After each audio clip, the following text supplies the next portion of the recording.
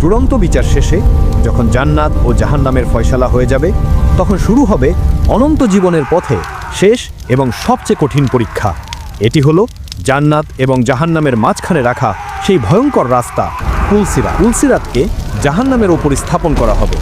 এটি ঘোর অন্ধকারের মধ্যে থাকবে, এমন এক ভয়ঙ্কর অন্ধকার যে মানুষ তার নিজের হাতটিও দেখতে পাবে না। এই সেতুটি হবে চুলের চেয়েও চিকন এবং দুই দিকে ধার দেওয়া তরবারির চেয়েও অনেক বেশি ধারালো। এর নিচের দিকে থাকবে ধারালো কাঁটা এবং এটি হবে অত্যন্ত পিচ্ছিল। আর এর নিচেই থাকবে লক্ষ কোটি মাইল গভীর দাউ দাউ করে জ্বলতে থাকা জাহান্নাম। সেই জাহান্নাম রাগে এমনভাবে গর্জন করতে থাকবে যে তার শব্দে কোটি কোটি মানুষের অন্তর ভয়ে কেঁপে উঠবে।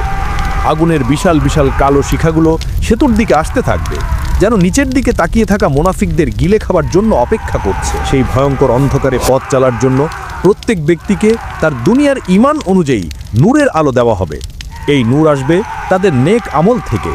যার ঈমান যত শক্তিশালী, তার আলো তত উজ্জ্বল হবে। কারো নূর হবে এতটাই উজ্জ্বল যে তা সূর্যের মতো বহু দূর পর্যন্ত আলোকিত করে রাখবে। কারো নূর হবে পূর্ণিমার চাঁদের মতো। আবার কোনো কোনো ঈমানদারের নূর থাকবে শুধু তার পায়ের বৃদ্ধাঙ্গুলে, যা একবার দপ করে জ্বলবে তো আরেকবার নিভে যাবে। আর মুনাফিকদের কোনো আলোই থাকবে না। তারা সেই ঘুটঘুটে অন্ধকারেই পথ চলা শুরু করবে। প্রত্যেক মানুষকে, সে নবী হোক বা সাধারণ মানুষ, এই পুলসিরাত পার হয়েই জান্নাতে যেতে হবে।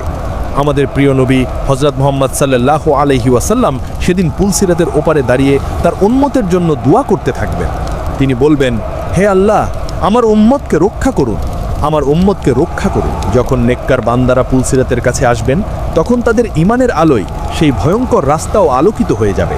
তারা তাদের আমল অনুযায়ী ভিন্ন ভিন্ন গতিতে পার হতে থাকবেন। প্রথম দল, তারা চোখের পলকে পার হয়ে যাবেন।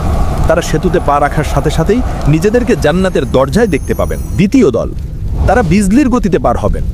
একটি বিদ্যুৎ চমক যেমন এক মুহূর্তের মধ্যে মিলিয়ে যায়, তারাও ঠিক সেভাবেই পার হয়ে যাবেন। তৃতীয় দল, তারা বাতাসের গতিতে উড়ে যাবেন।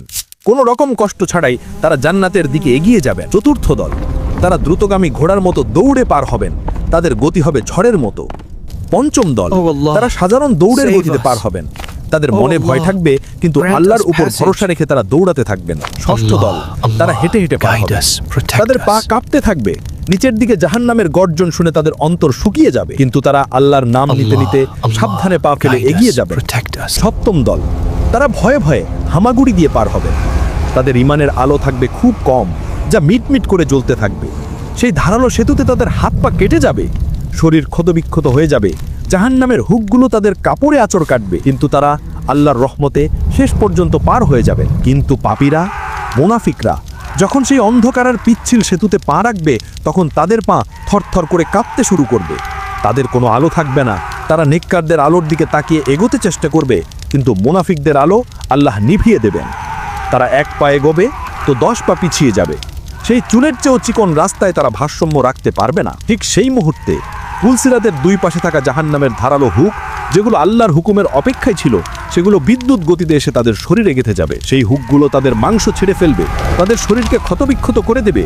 তারা বাঁচার জন্য ভয়ঙ্কর চিৎকার করতে থাকবে। এমন এক ভয়ঙ্কর দৃশ্য যা শুনে বাকিরাও ভয়ে কেঁপে উঠবে, কিন্তু তাদের বাঁচার মতো কেউই থাকবে না। অবশেষে তারা সেই ধারালো সেতুতে ভারসাম্য রাখতে না পেরে এক ভয়ঙ্কর চিৎকার করে নিচের গনগনে জাহান্নামের আগুনে পড়ে যাবে। এভাবেই পুলসিরাতের এই চূড়ান্ত পরীক্ষার মাধ্যমে নির্ধারিত হয়ে যাবে মানুষের অনন্ত ঠিকানা। যারা সফলভাবে পার হতে পারবে, ফেরেশতারা তাদের স্বাগত জানানোর জন্য জান্নাতের দরজায় অপেক্ষা করতে থাকবেন। আর যারা পুলসিরাত পার হতে না পারল, তাদের পতন শুরু হয়। এক ভয়ঙ্কর চিৎকার করতে করতে তারা জাহান্নামের সেই ভয়ঙ্কর গভীরের দিকে পড়তে থাকে। হাদিসে এসছে, একটি পাথরকে জাহান্নামের কিনারা থেকে নিচে ফেলা হলে তা 70 বছরেরও বেশি সময় লাগে ওই জাহান্নামের তলায় পৌঁছাতে। একবার ভাবুন তো, সেই মুহূর্তটি কত দীর্ঘ আর ভয়ঙ্কর হবে। যখন তারা জাহান্নামের তলায় গিয়ে পড়বে, তখন প্রথম যে জিনিসটা তারা অনুভব করবে তা হলো এক অসহ্য গরম। এমন এক তাপ যা দুনিয়ার কোনো আগুনের মতো নয়। জাহান্নামের আগুন দুনিয়ার আগুনের চেয়ে 70 গুণ বেশি শক্তিশালী এবং এর রং ঘুটঘুটে কালো। তারা শুনতে পাবে লক্ষ কোটি মানুষের কান্নার আওয়াজ, চিৎকার আর আর্তনাদের শব্দ, আর তাদের নাকে আসবে পচা গলা লাশের মতো এক জঘন্য দুর্গন্ধ। ঠিক সেই মুহূর্তে তাদের স্বাগত জানানোর জন্য এগিয়ে আসবে জাহান্নামের জাবানিয়া ফেরেশতারা। তাদের দেখতে হবে অত্যন্ত ভয়ঙ্কর। তাদের চোখে কোনো দয়া মায়া থাকবে না। তারা কোনো কথা না বলেই বিশাল বিশাল আগুনের শিকল দিয়ে সেই পাপী বান্দাদের হাত পা বেঁধে মুখের উপর দিয়ে টেনে হিসড়ে নিয়ে যাবে জাহান্নামের নির্দিষ্ট স্তরের দিকে। সেখানে শুরু হবে তাদের অনন্ত শাস্তির জীবন।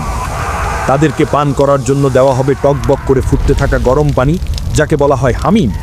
তৃষ্ণার্ত অবস্থায় যখন তারা সেই পানি পান করবে, তখন তাদের ঠোঁট ঝলসে যাবে এবং পানি পেটে পৌঁছানোর সাথে সাথে ভেতরের নাড়িভুড়ি গলে পায়ের নিচ দিয়ে বেরিয়ে আসবে। আবার দেওয়া হবে জাহান্নামীদের রক্ত ও পুজ মিশ্রিত দুর্গন্ধময় পানীয় গাস্সা। আর খাবারের জন্য সেখানে থাকবে জাক্কুম নামক এক কাঁটুযুক্ত গাছ, যা জাহান্নামের একেবারে নিচ থেকে উৎপন্ন হয়েছে। এর ফল দেখতে শয়তানের মাথার মতো। ক্ষুধার জ্বালায় যখন জাহান্নামীরা এটা খাবে, তখন তা তাদের গলার মধ্যে কাঁটার মতো আটকে যাবে। তারা না পারবে গিলতে, না পারবে বের করতে। আর পেটের ভেতরে গিয়ে এটি ফুটন্ত তেলের মতো টকবক করতে থাকবে। তাদেরকে পরানো হবে আলকাতরার মতো লিপলিপে পদার্থের পোশাক এবং আগুনের পোশাক। তাদের মাথার উপর অনবরত ঢালা হতে থাকবে ফুটন্ত পানি। জাহান্নামের আগুন তাদের শরীরকে পুড়িয়ে কয়লা করে দেবে। কিন্তু যখনই তাদের শরীরের চামড়া পুড়ে গলে যাবে, তখনই সেখানে আবার নতুন চামড়া লাগিয়ে দেওয়া হবে, যাতে তারা এক মুহূর্তের জন্য শাস্তি থেকে মুক্তি না পায়, যাতে তারা শাস্তির স্বাদ একটানা ভোগ করতে পারে। তাদেরকে পেটানোর জন্য থাকবে লোহার বিশাল বিশাল হাতুড়ি। এক একটি আঘাতের ফলে তাদের মাথার খুলে চূর্ণ বিচূর্ণ হয়ে যাবে এবং তারা ব্যথায় এমনভাবে চিৎকার করতে থাকবে যা শোনার মতো কেউই থাকবে না। তারা এই ভয়ঙ্কর শাস্তি থেকে বাঁচার জন্য, মৃত্যুর জন্য আকুল হয়ে চিৎকার করবে, হায় যদি আমাদের মৃত্যু হতো, যদি আমাদের এখানেই সব শেষ হয়ে যেত। কিন্তু সেদিন আর কোনো মৃত্যু থাকবে না।